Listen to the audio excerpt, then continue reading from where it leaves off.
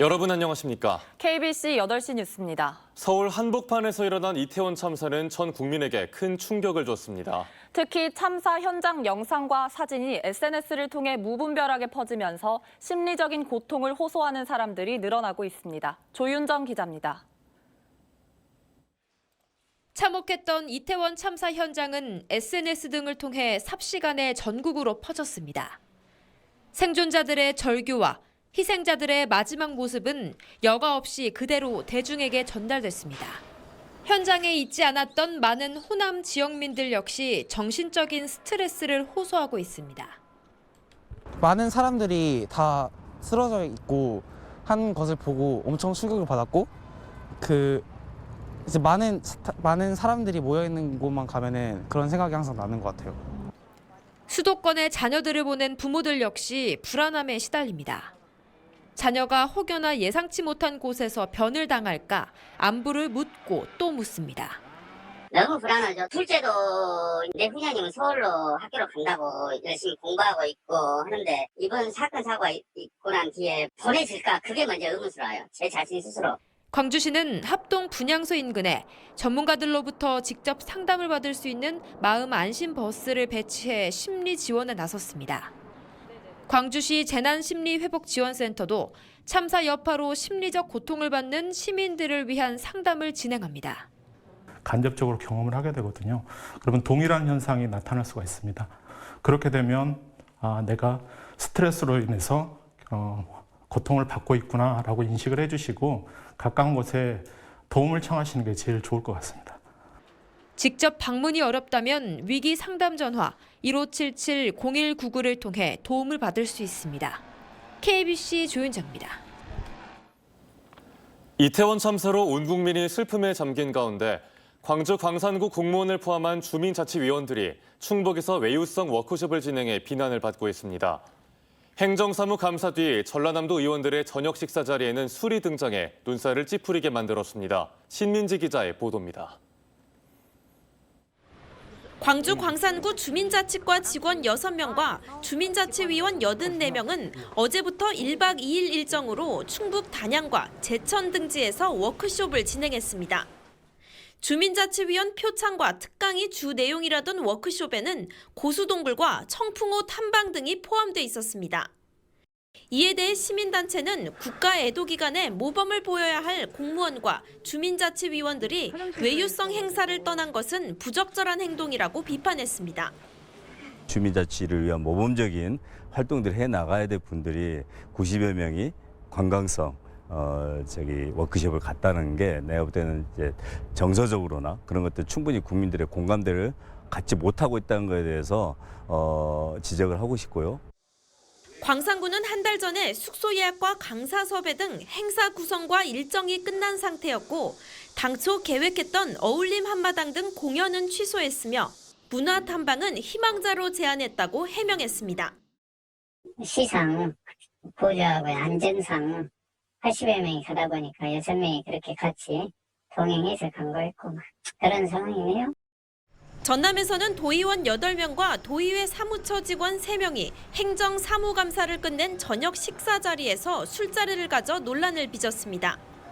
해당 도의원들은 상임위 회의를 마치고 이어진 저녁 식사 자리가 물의를 빚었다며 고개를 숙였습니다.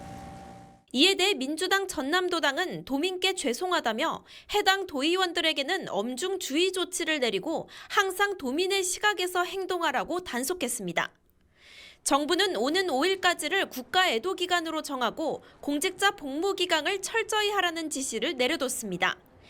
KBC의 신민지입니다. 광주광역시가 논란이 된 합동분향소 명칭을 변경했습니다. 광주광역시는 행정안전부 지침에 따라 이태원 사고 사망자 합동분향소로 적은 합동분향소 명칭을 오늘부터 이태원 참사 희생자 합동분향소로 변경해 운영하고 있습니다.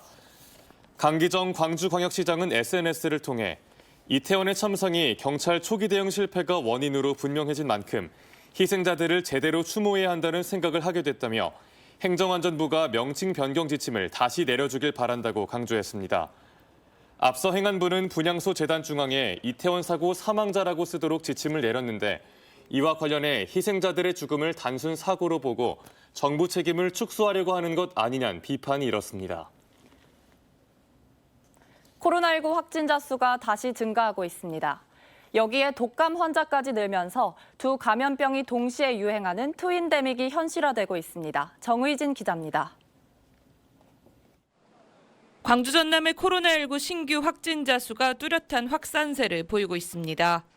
하루 평균 1,000명대를 이어오던 신규 확진자 수는 이번 주 들어 2,000명대로 올라섰습니다. 환자 한 명이 주변 사람을 몇 명이나 감염시켰는지를 나타내는 감염 재생산 지수도 1 이상을 기록하며 재유행 우려를 키우고 있습니다. 광주와 전남 모두 2주 넘게 1 이상을 유지 중입니다. 여기에 독감 환자까지 늘고 있어 걱정입니다. 독감 의심 환자 수는 외래 환자 1,000명당 7.6명으로 지난해 같은 기간보다 무려 5배 가까이 많습니다.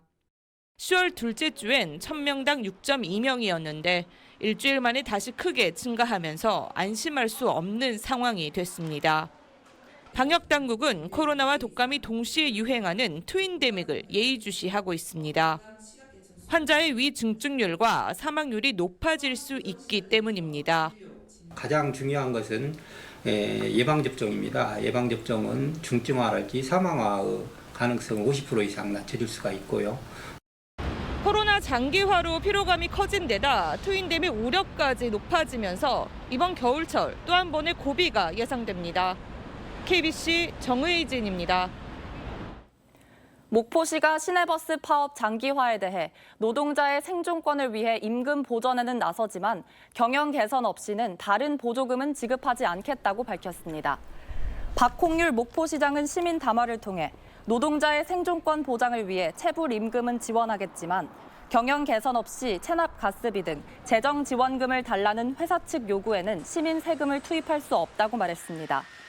이와 함께 비상수송 대책으로 전세버스 8대를 추가 확보하고 동절기 시민 불편과 수능 시험을 앞둔 수험생 수송을 위해 승객이 1,000원만 지불하면 나머지 요금을 보존하는 1,000원 임차 택시 150대를 투입하겠다고 밝혔습니다.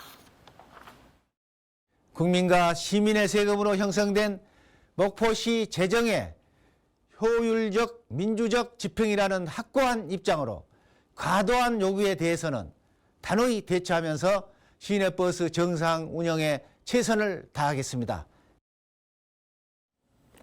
공장 굴뚝으로 배출되는 이산화탄소는 지구 온난화의 주범인데요. 지역의 한 중소기업이 골칫거리인 이산화탄소를 직접 포집해 자원화하는 신기술을 상용화하는 데 성공해 주목받고 있습니다. 이상환 기자의 보도입니다.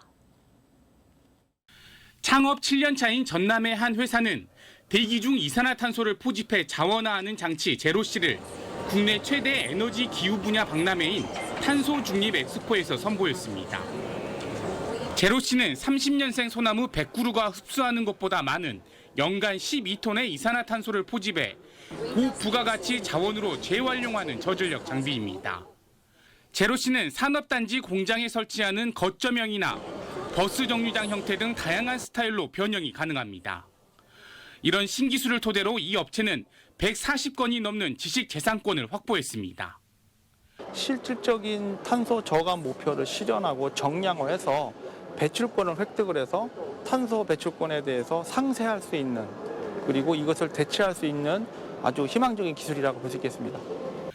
이산화탄소를 저장해 재활용하는 글로벌 시장은 2026년 28조 원에 달할 것으로 예측됩니다. 이산화탄소 배출량을 감축해야 하는 대기업뿐 아니라 정부가 이 회사의 기술력에 관심을 갖는 이유입니다. 기술을 바탕으로 국내도 그렇고 해외도 그렇고 진출 많이 하시면 그게 결국은 뭐 기업도 잘 되는 거지만 또 국가 경제 전체적으로도 도움이 되는 거니까. 배출한 만큼 흡수할 대책을 세워 실질적 이산화탄소 배출량을 제로로 만들어야 하는 탄소 중립 시대를 앞두고 전남 강진의 작은 기업에 관심이 쏠리고 있습니다. KBC 이상환입니다. 전 세계적인 경기 불황으로 실적이 악화되자 가동을 멈추고 보수 기간을 연장하는 대기업들이 잇따르고 있습니다. 여수산단 내 LG화학과 여천 NCC는 최근 적자 구조가 계속되자 아예 공장 가동을 멈추고 통상 40일 동안 진행하는 4년 주기 정기 대보수 기간을 1.5배 늘려 60일 동안 이어가기로 했습니다. 여수산단은 글로벌 경기 침체에다 러시아 우크라이나 사태로 소비가 감소되면서 기업들의 실적이 악화되고 있다고 설명했습니다. 미래전력과 에너지 신기술의 최신 동향을 한눈에 확인할 수 있는 국제 종합에너지 박람회 빅스포가 오늘부터 사흘간 개최됩니다. 올해로 8회째를 맞는 빅스포는 광주 김대중 컨벤션센터에서 한전과 현대일렉트릭, LS전선, 효성중공업 등 국내 유수의 대기업과 오라클, 3M 등 글로벌 기업, 40여 개의 스타트업을 포함한 233개사가 참여해 최첨단의 신기술을 선보이게 됩니다. 또 탄소 중립과 에너지 안보라는 주제에 걸맞게 한전은 탄소 중립의 주요 기술과 정책도 공개합니다. 기아차 광주 공장을 이전해 광주를 국내 최대 스마트 모빌티 생산 도시로 조성하자는 주장이 제기됐습니다. 광주 전남발전 정책포럼은 오늘 광주광역시 의회에서 광주 미래도시와 미래차 산업을 주제로 정책 세미나를 열고 광주 광천동에 있는 기아자동차 공장을 광산구 빅그린 산단으로 이전하는 방안을 논의했습니다. 이번 정책 세미나에는 시민사회단체와 광주광역시 의회, 대학, 연구소 등이 참여했습니다. 순천시가 국제정원 박람회 개최를 이유로 푸드트럭 이전을 추진하면서 상인들이 강하게 반발하고 있습니다. 순천 푸드트럭 상인들은 시가 정원박람회 먹거리 콘텐츠로 푸드트럭을 기획해놓고 이제 와서 박람회와 맞지 않는다며 협의도 없이 일방적으로 이전을 추진하고 있다고 주장했습니다. 순천시는 지난해 10월 오천동 저류지 인근에 14억 원을 들여 수도와 전기 등 기반 시설을 조성하고 24명의 운영자를 모집해 푸드트럭 공간을 운영하고 있습니다.